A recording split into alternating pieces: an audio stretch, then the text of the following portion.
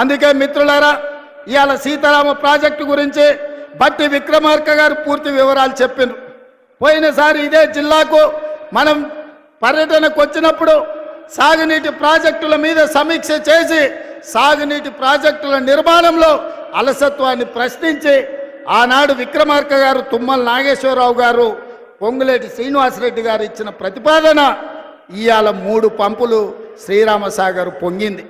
ఇవాళ కృష్ణానది జలాలు కష్టమైనప్పుడు, కృష్ణానది జలాలు కరువు వచ్చినప్పుడు, కృష్ణానది జలాలు నాగార్జున సాగర్ నుంచి ఎస్ఎల్బిసి శ్రీశైలం లెఫ్ట్ బ్యాంకు మీద ఖమ్మం జిల్లాకు నీళ్ళు ఇచ్చేది. మొన్న కరువు వచ్చి నీళ్లు లేక నల్గొండ జిల్లాను కాదని మీ నాయకుడు పొంగులేటి శ్రీనివాసరెడ్డి పాలేరుకు నీళ్లు తీసుకొస్తే ఖమ్మం జిల్లా రైతాంగం నాతోని పంచాయతీకి వచ్చింది. ఇవాళ మన మంత్రులే ఉత్తమ్ రెడ్డి గారు, మన మంత్రులే శ్రీనివాసరెడ్డి గారు. కానీ ఎవరికి వాళ్ళు వాళ్ళ జిల్లాలో వాళ్ళ రైతులకు నీళ్ళు ఇవ్వాలన్న పట్టుదల ఈరోజు మన మధ్యలోనే పోటీ పెరిగే పరిస్థితి వచ్చింది. అందుకే పొంగులేటి శ్రీనివాసరెడ్డి, తుమ్మల నాగేశ్వరరావు గారు, బట్టి విక్రమార్క గారి సూచన మేరకు కృష్ణానది జలాలు ఒకవేళ ఖమ్మం జిల్లాకు పారకపోతే గోదావరి జలాలను తీసుకొచ్చి కృష్ణా కాలువల్లో పారించి ఖమ్మం జిల్లాకు నీళ్ళు ఇవ్వాలన్న ఆలోచన ఖమ్మం సమీక్షలో వస్తే ఇవాళ గోదావరి జలాలను ఇవాళ ఖమ్మం రైతాంగానికి ఇచ్చే ప్రయత్నం చేస్తున్నాం. ఇది సరిపోతుందా అంటే సరిపోదు. ఇవాళ 18,000 కోట్ల రూపాయలకు అంచనాలు పెంచారు సీతారామ సాగర్. ఇవాళ సీతారామ సాగర్కు 8,000 కోట్లు ఖర్చు అయింది. ఇంకా 8-10,000 కోట్ల రూపాయలు ఖర్చు పెడితే కానీ పూర్తి కాదు. అందుకే మా ఉత్తమ్ కుమార్ రెడ్డి గారు ఒక మాట చెప్పినారు, 15 ఆగస్టు 2026 లోపల సీతారామ ప్రాజెక్టు పూర్తి చేసి ఖమ్మం జిల్లాలో 7 లక్షల ఎకరాలకు నీళ్లు ఇస్తామని ఏదైతే మా ఉత్తమన్న చెప్పిండో,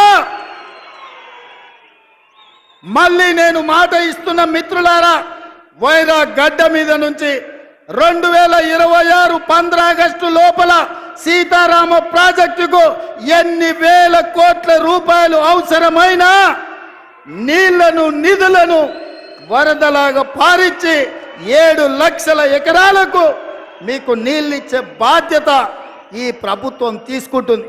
అదేవిధంగా మున్నేరు నది మీద గ్రావిటీ ద్వారా మీకు నీళ్లు తెచ్చి మీ ప్రాంతాన్ని తడపాలి. దాదాపుగా 32 టీఎంసీల నీళ్లు ఈరోజు ఇవ్వచ్చు అని చెప్పి పెద్దలు శ్రీనివాసరెడ్డి గారు, మా మిత్రుడు రామదాస్ గారు చెప్తున్నారు. తప్పకుండా మున్నేరు నది నుండి గ్రావిటీ కాలువల ద్వారా మీకు తేగలిగిన నీళ్లను మా సాంకేతిక నిపుణులతో అధికారులతో మాట్లాడి తప్పకుండా మున్నేరు నది మీద నుంచి మీకు నీళ్లు తెచ్చిచ్చే బాధ్యత కాంగ్రెస్ పార్టీ తీసుకుంటుంది. అదేవిధంగా పక్కనే ఉన్న డోర్నకల్ పొంగులేటి శ్రీనివాసరెడ్డి గారు ఖమ్మం జిల్లా అయినా వారు వరంగల్ ఇన్ఛార్జ్. అందుకే సీతారామ సాగర్ మీద కెనాళ్ళు కట్టిండ్రు కానీ రిజర్వాయర్లు కట్టలేదు. కురివి వీరభద్రుడి సాక్షిగా డోర్నకల్ ప్రాంతానికి 15 టీఎంసీల రిజర్వాయర్ కడితే ఆ ప్రాంతానికి కూడా నీళ్లు వస్తాయని వారు సూచన చెప్పి చేస్తున్నారు.